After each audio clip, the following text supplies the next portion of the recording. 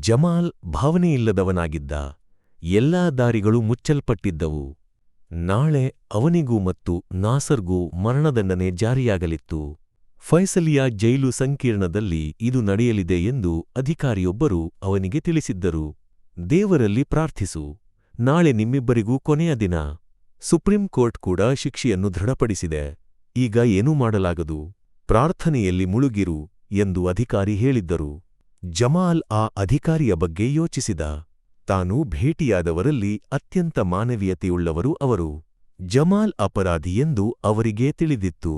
ಆದರೆ ಸೌದಿ ಅರೇಬಿಯಾದ ಕಾನೂನು ವ್ಯವಸ್ಥೆಯಿಂದ ಕರುಣೆ ಪಡೆಯಲು ಯಾವುದೇ ಮಾರ್ಗಗಳಿವೆಯೇ ಎಂದು ಅವರು ಜಮಾಲ್ಗೆ ವಿವರಿಸಿದ್ದರು.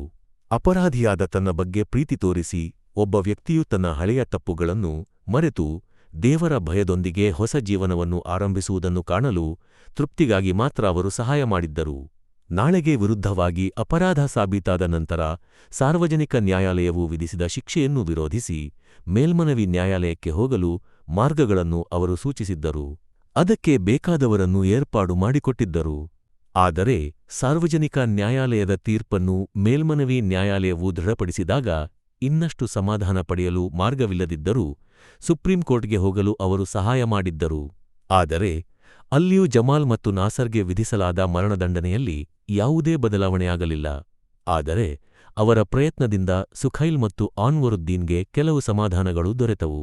ಸುಖೈಲ್ಗೆ 8 ವರ್ಷಗಳ ಜೈಲು ಶಿಕ್ಷೆ ಮತ್ತು 800 ಚಾಟಿಯ ಹೊಡೆತಗಳು, ಆನ್ವರುದ್ದೀನ್ಗೆ 5 ವರ್ಷಗಳ ಜೈಲು ಮತ್ತು 500 ಚಾಟಿಯ ಹೊಡೆತಗಳನ್ನು ಸಾರ್ವಜನಿಕ ನ್ಯಾಯಾಲಯವು ವಿಧಿಸಿತ್ತು.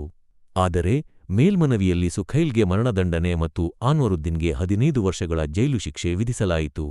ಆದರೆ ಸುಪ್ರೀಂ ಕೋರ್ಟ್ ಸುಖೈಲ್ನ ಮರಣದಂಡನೆಯನ್ನು 15 ವರ್ಷಗಳ ಜೈಲು ಶಿಕ್ಷೆಯಾಗಿ ಮತ್ತು ಆನ್ವರುದ್ದೀನ್ನ ಶಿಕ್ಷೆಯನ್ನು 10 ವರ್ಷಗಳಿಗೆ ಇಳಿಕೆ ಮಾಡಿತು. ಇದಕ್ಕೆಲ್ಲ ಕಾರಣ ತನ್ನ ದುರಾಸೆ ಎಂದು ಜಮಾಲ್ ಯೋಚಿಸಿದ.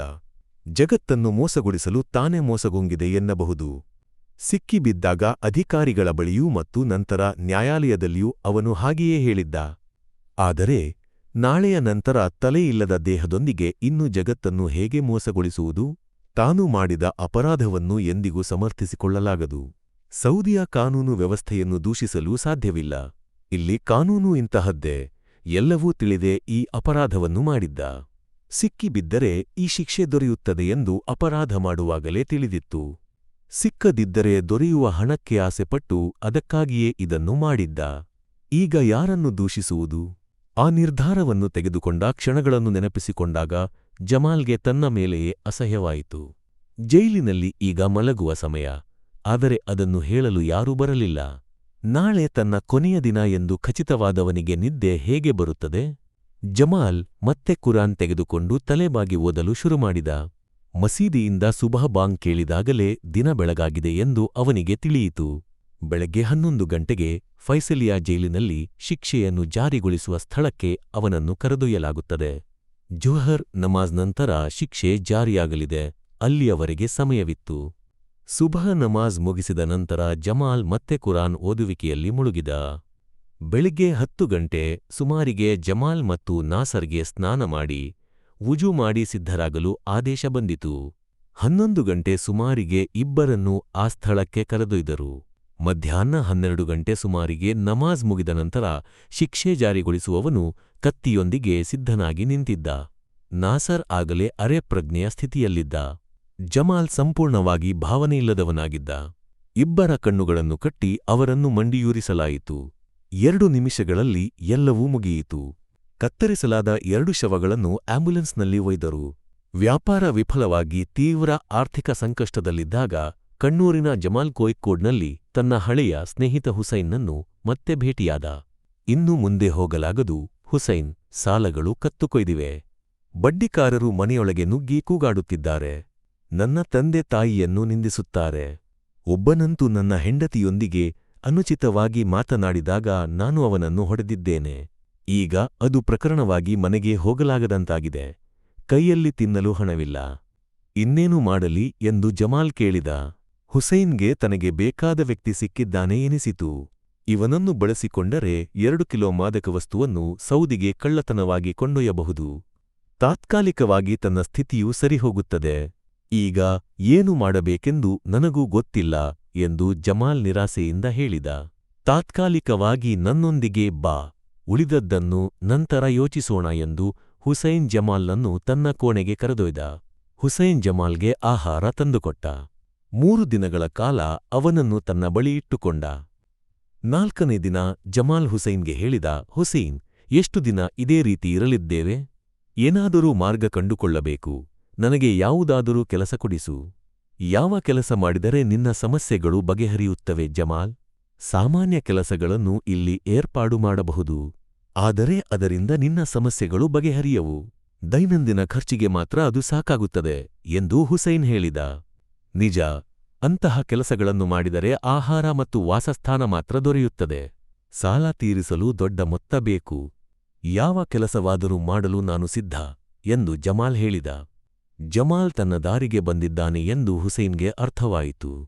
ಒಂದು ಮಾರ್ಗವಿದೆ ಜಮಾಲ್, ನೀನು ಅದನ್ನು ಮಾಡಬಲ್ಲೆಯೇ ಎಂದು ಗೊತ್ತಿಲ್ಲ. ಆದರೆ ಒಮ್ಮೆ ಮಾಡಿದರೆ ನಿನ್ನ ಎಲ್ಲಾ ಸಮಸ್ಯೆಗಳು ಬಗೆಹರಿಯುತ್ತವೆ ಎಂದು ಹುಸೈನ್ ಆಸೆ ತೋರಿಸಿದ. ಜಮಾಲ್ಗೆ ಕುತೂಹಲ ಉಕ್ಕಿತು. ಎಷ್ಟೇ ಕಷ್ಟದ ಕೆಲಸವಾದರೂ ಮಾಡುತ್ತೇನೆ. ನನಗೆ ತುರ್ತಾಗಿ ಹಣ ಬೇಕು. ಕನಿಷ್ಠ ಮನೆಗೆ ಹೋಗಲಾದರೂ ಆಗಬೇಕು.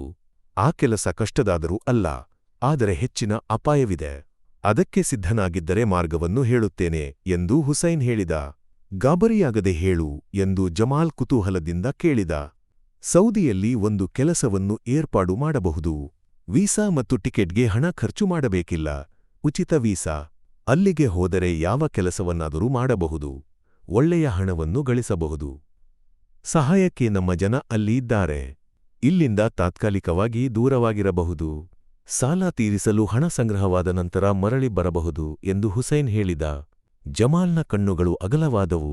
ನೀನು ಶೀಘ್ರವಾಗಿ ಅದನ್ನು ಏರ್ಪಾಡು ಮಾಡು. ದೇವರು ನಿನ್ನನ್ನು ಆಶೀರ್ವದಿಸುತ್ತಾನೆ ಎಂದು ಜಮಾಲ್ ತರಾತುರಿಯಾದ. ತುರ್ತುಪಡಬೇಡ, ಇನ್ನೂ ಪೂರ್ಣವಾಗಿ ಹೇಳಿಲ್ಲ. ಇಷ್ಟೆಲ್ಲ ಮಾಡುವ ಅವರಿಗೆ ನಾವು ಒಂದು ಸಹಾಯ ಮಾಡಬೇಕು ಎಂದು ಹುಸೈನ್ ಹೇಳಿದ. ಮಾಡುತ್ತೇನೆ, ನನಗೆ ಸಾಧ್ಯವಾದದ್ದನ್ನು ಮಾಡುತ್ತೇನೆ. ಶೀಘ್ರವಾಗಿ ಏರ್ಪಾಡು ಮಾಡು ಎಂದು ಜಮಾಲ್ ಕೇಳಿದ. ಹುಸೈನ್ ವಿಷಯದ ಒಳಗೆ ನುಗ್ಗಿದ. ಗಮನವಿಟ್ಟು ಕೇಳು, ನಾನು ಇದನ್ನು ನಿನಗೆ ಹೇಳುತ್ತಿದ್ದೇನೆ.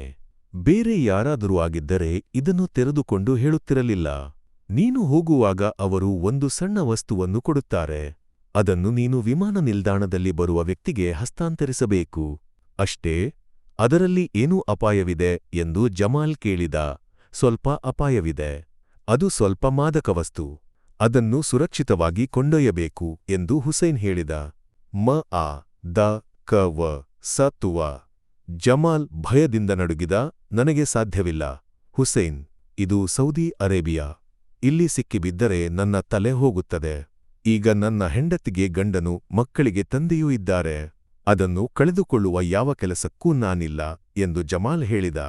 ಹುಸೈನ್ಗೆ ತನ್ನ ಯೋಜನೆ ಕೈಗೂಡದೆ ಹೋಗುವುದೋ ಎಂಬ ಭಯವಾಯಿತು. ಆದರೆ ಅವನು ಅದನ್ನು ಹೊರಗೆ ತೋರಿಸಲಿಲ್ಲ. ನೀನು ಚೆನ್ನಾಗಿ ಯೋಚಿಸು. ಒಮ್ಮೆ ಅಪಾಯ ತೆಗೆದುಕೊಳ್ಳುತ್ತೀಯಾ? ಇಲ್ಲವೇ ಜೀವನಪೂರ್ತಿ ಇತರರ ಟೀಕೆಗಳನ್ನು ಕೇಳುತ್ತಾ ನಡೆಯುತ್ತೀಯಾ? ನಿನಗೆ ಒಳ್ಳೆಯ ಕಾಲ ಬರಬೇಕೆಂದೇ ಇದನ್ನು ಹೇಳಿದೆ. 1-2 ದಿನ ಯೋಚಿಸು, ನಂತರ ಆರಾಮವಾಗಿ ಉತ್ತರ ಕೊಡು ಎಂದು ಹುಸೈನ್ ಹೇಳಿದ. ಜಮಾಲ್ 2-3 ದಿನಗಳ ಕಾಲ ಇದನ್ನೇ ಯೋಚಿಸಿದ. ಇಂತಹ ಕೂಲಿ ಕೆಲಸ ಮಾಡಿ ಎಂದಿಗೂ ಸಾಲ ತೀರಿಸಲಾಗದು. ಸಾಲ ತೀರಿಸದೆ ಊರಿನಲ್ಲಿ ತಲೆ ಎತ್ತಿ ನಡೆಯಲಾಗದು. ಎಷ್ಟು ದಿನ ಈ ರೀತಿ ನಾಯಿಯಂತೆ ಬದುಕುವುದು? ಕನಿಷ್ಠ ಕೆಲವು ಕಾಲವಾದರೂ ಚೆನ್ನಾಗಿ ಬದುಕಬೇಕು. ಅದಕ್ಕೆ ಸ್ವಲ್ಪ ಅಪಾಯ ತೆಗೆದುಕೊಳ್ಳಬೇಕು. ಪ್ರತಿ ಗಂಟೆಯೂ ಈ ಯೋಚನೆಯೇ ಇತ್ತು. 4ನೇ ದಿನ ಜಮಾಲ್ ಹುಸೈನ್ನೊಂದಿಗೆ ಇದರ ಬಗ್ಗೆ ಮಾತನಾಡಿದ. ನಾನು ಸಿದ್ಧ ಹುಸೈನ್, ಆದರೆ 2 ವಿಷಯಗಳಿಗೆ ನೀನು ಭರವಸೆ ಕೊಡಬೇಕು. ಮೊದಲನೆಯದಾಗಿ, ಯಾವುದೇ ಕಾರಣಕ್ಕೆ ನಾನು ಸಿಕ್ಕಿಬಿದ್ದರೆ ನನ್ನನ್ನು ಹೊರತೆಗೆಯಲು ಬೇಕಾದದ್ದನ್ನು ಮಾಡಬೇಕು. 2ನೇಯದಾಗಿ, ನನ್ನ ಕುಟುಂಬವು ಹಸಿವಿನಿಂದ ಬಳಲದಂತೆ ಬೇಕಾದದ್ದನ್ನು ಮಾಡಬೇಕು. ಈ 2ನ್ನೂ ಮಾಡಲು ಸಿದ್ಧನಾದರೆ ನಾನು ಸಿದ್ಧ. ಸೌದಿಯಲ್ಲಿ ಇಂತಹದಕ್ಕೆ ಸಿಕ್ಕಿಬಿದ್ದರೆ ಜಮಾಲ್ ಸುಲಭವಾಗಿ ಹೊರಬರಲಾರ ಎಂದು ಹುಸೈನ್ಗೆ ಖಚಿತವಾಗಿ ತಿಳಿದಿತ್ತು.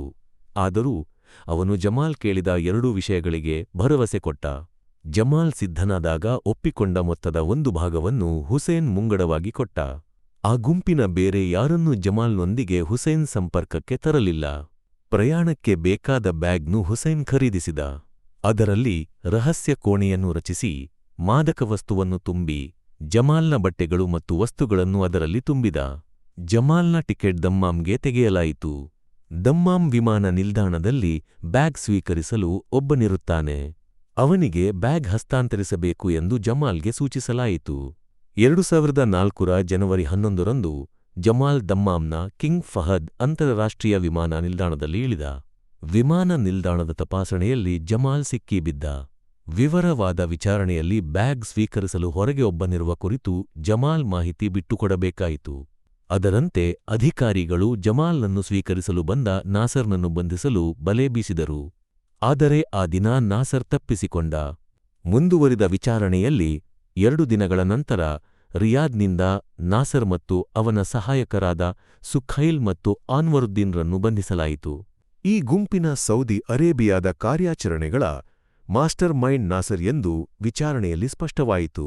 ಅಪರಾಧವು ಸಂದೇಹಕ್ಕೆ ಆಸ್ಪದವಿಲ್ಲದೆ ಸಾಬೀತಾದ ನಂತರ 2006ರಲ್ಲಿ ದಮ್ಮಾಂ ನ್ಯಾಯಾಲಯವು ಜಮಾಲ್ ಮತ್ತು ನಾಸರ್ಗೆ ಮರಣದಂಡನೆ, ಸುಖೈಲ್ಗೆ 8 ವರ್ಷಗಳ ಜೈಲು ಮತ್ತು 800 ಚಾಟಿಯ ಹೊಡೆತಗಳು, ಆನ್ವರುದ್ದೀನ್ಗೆ 5 ವರ್ಷಗಳ ಜೈಲು ಮತ್ತು 500 ಚಾಟಿಯ ಹೊಡೆತಗಳನ್ನು ವಿಧಿಸಿತು.